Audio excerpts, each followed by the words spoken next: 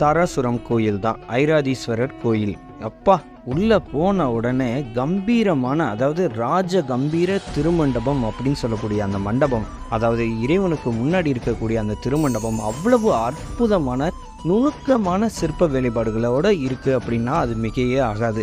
நீங்கள் பார்க்குற ஒவ்வொன்றும் சீலிங்கில் இருந்து பில்லரில் இருந்து எல்லாமே ஒரு இடம் உங்கள் கண்ணுக்கு ஃப்ரீயாக தெரியாது. எல்லா இடத்துலையும் அற்புதமான சிற்பங்கள் ரொம்ப அழகாக செதுக்கியிருக்காங்க.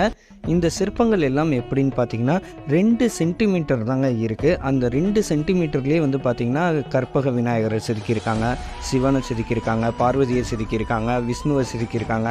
அது மட்டும் இல்லாமல் புராண கதைகளை எல்லாத்தையும் செதுக்கியிருக்காங்க. இந்த கதைகள் வந்து சொல்லக்கூடிய வகையில் இருக்குது. இந்த சிற்பங்களை நீங்கள் பொறுமையாக நின்று கவனிச்சிங்க அப்படின்னா ஒரு நாளே பத்தாது. அவ்வளவு தூரம் இந்த சிற்பங்கள் அவ்வளவு நேர்த்தியாக செதுக்கப்பட்டிருக்கு. ஸோ கண்டிப்பாக அந்த கோயிலை மிஸ் பண்ணவே பண்ணாதீங்க.